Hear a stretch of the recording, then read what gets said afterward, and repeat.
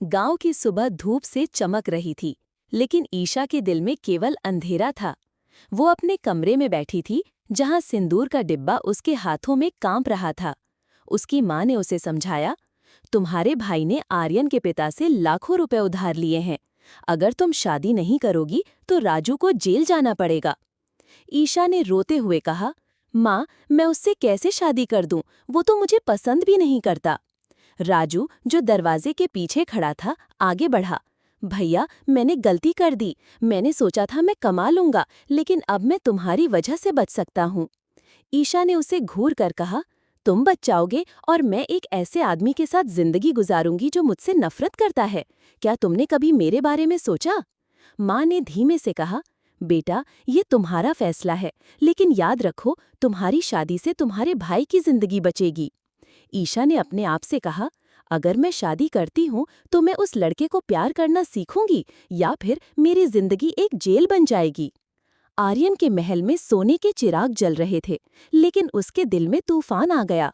वो अपने पिता से लड़ा, तुमने मेरी जिंदगी बर्बाद कर दी, मैं कभी भी उस लड़की से प्यार नहीं कर पाऊंगा।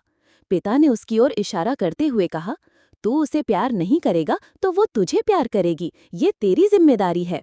आर्यन ने ताना मारा, तुमने मेरी हर चीज तय की, मेरी पढ़ाई, मेरा करियर और अब मेरी शादी।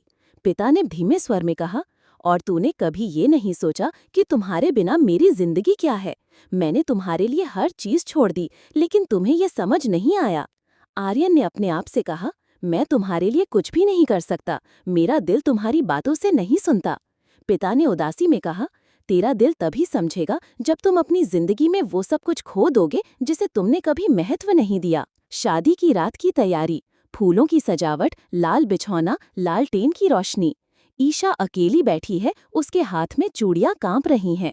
आर्यन दरवाजे पर खड़ा है, लेकिन भीतर जाने से कतरा रहा है। शादी की रात, जहां खुशियों की उम्मीद थी, वहां सिर्फ खामोशी थी। आर्यन ने ईशा से कहा कि वो कभी भी उससे प्यार नहीं कर पाएगा, लेकिन ईशा ने अपनी जिम्मेदारी निभाने का फैसला कर लिया था। ईशा, अपने आप से, क्या मैं अपनी जिंदगी केवल दूसरों की गलतियों के लिए गवा दूंगी या फिर मैं इस रिश्ते में कुछ नया बना सकती हूँ? आर्यन, अपने आप से, वो तो मेरी पत्नी हो गई, लेकिन मेरा दिल तो अभी भी उसके पास नहीं है। आर्यन कमरे में दाखिल होता है। ईशा उसकी ओर देखती है, लेकिन वो उसकी आंखों से भागता है। ईशा, धीमे से, तुम मुझे पसंद नहीं करते, मैं ये जानती हूँ, लेकिन क्या आप मुझे एक बार देख सकते हैं, बस एक बार?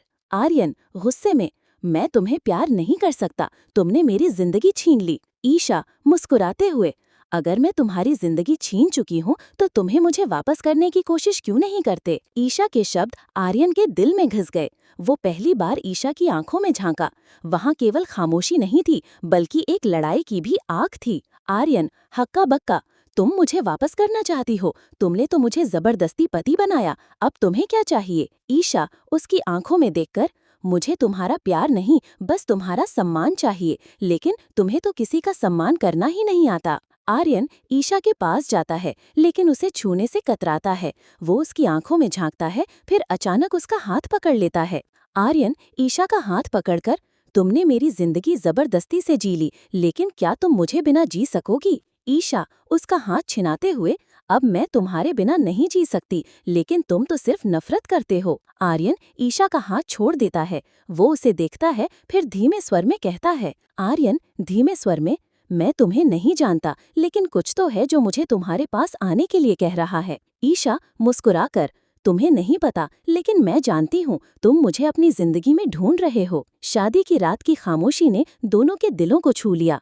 आर्यन को एहसास हुआ कि ईशा सिर्फ एक जिम्मेदारी नहीं थी, वो एक लड़ाई की आग भी थी। ईशा अपने आप से, क्या तुम मुझे अपनी जिंदगी में जगह दोगे या फिर तुम सिर्फ मेरे खिलाफ लड़ाई लड़ते रहोगे? आर्यन अपने आप से, मैं तुम्हें नहीं जानता, लेकिन मैं तुम्हें जानना चाहता हूँ। ईशा अपने आप को संभालती है। वो आर्यन से कहती है, ईशा धीमे से, मैं तुम्हें अपनी जिंदगी में खोज रही हूँ, लेकिन तुम्हें मुझे ढूंढना होगा। आर्यन उसकी आंखों में देखकर, मैं तुम्हें नहीं छोड़ूंगा, लेकिन अब भी तुम्हें मेरे दिल में आने में वक्त लगेगा। ईशा ने एक लंबी सांस ली।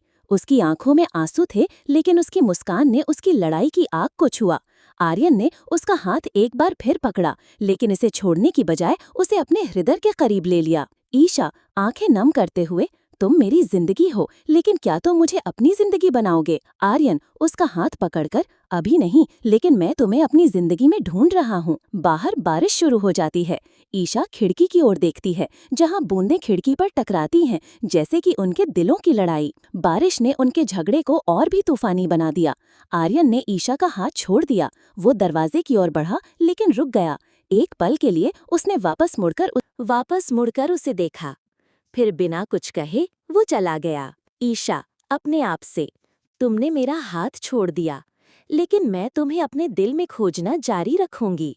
आर्यन दरवाजे पर खड़े होकर धीमे स्वर में, मैं तुम्हारे बिना नहीं जी सकता, लेकिन अब तक मैंने तुम्हें नहीं समझा। शादी की रात की खामोशी ने दोनों के बीच एक नई दीवार खड़ी कर दी थी, लेकिन ईशा की आंखों की आग और आर्यन के दिल की धड़कनें अभी भी एक दूसरे को ढूंढ रही थीं।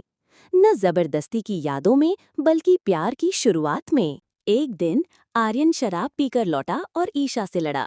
उसने कहा, तुमने मेरी जिंदगी जबरदस्ती से जी ली, लेकिन क्या तुमने कभी सोचा है कि मैं कैसा महसूस कर रहा हूँ?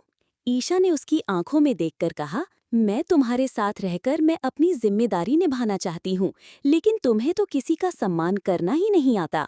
ईशा घर से बाहर निकल गई। बारिश शुरू हो गई और वो बीमार पड़ गई। डॉक्टर ने कहा, उसे तुरंत ध्यान चाहिए, बहुत ज्यादा तनाव।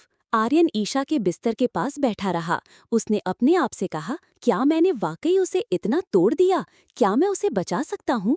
ईशा ने कमजोर आवाज में कहा, तुम मेरी जिंदगी हो, अब मैं तुमसे नहीं जी सकती। आर्यन ने उसका हाथ पकड़ा, तुम मेरी जिंदगी हो, मैं तुम्हें कभी नहीं छोड़ूंगा। ईशा के स्वस्थ होने के बाद आर्यन उसे पहाड़ों पर ले गया। सूर्यास्त की रोशनी उनके चेहरों पर पड़ रही थी।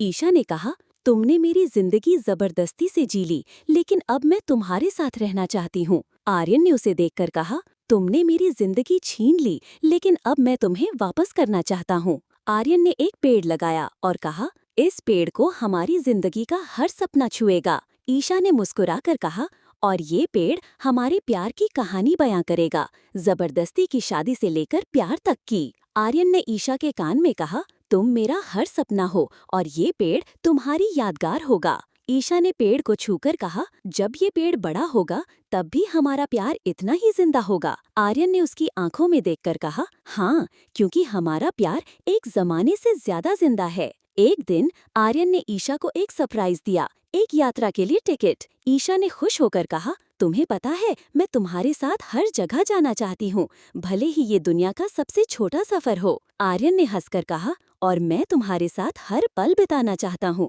भले ही ये सफर अनंत हो। बस की घंटी बजी और वे दोनों चल दिए। ईशा ने कहा, तुम मेरी जिंदगी हो, अब मैं तुम्हारे साथ हर रास्ता जीना चाहती हूँ। आर्यन ने उसका हाथ पकड़ा, तुम मेरी जिंदगी हो, अब मैं तुम्हारे बिना कहीं नहीं जा सकता। पेड़ के पास एक तख्ती पर लिखा था, तुम्हारे बिना जीना नहीं, तूने मेरी जिंदगी जबरदस्ती से जी ली। ईशा ने आर्यन से कहा, अगर जिंदगी में फिर कभी जबरदस्ती होगी तो वो तुम्हारे साथ होनी चाहिए, क्योंकि तुम्हारे साथ हर जबरदस्ती मेरी खुशी बन गई। आर्यन ने उसके सिर पर हाथ रखा, अगर मैं फिर जबरदस्ती करूंगा तो सिर्फ तुम्हें अपने पास रखने के लिए, क्योंकि तुम मेरी जिंदगी हो।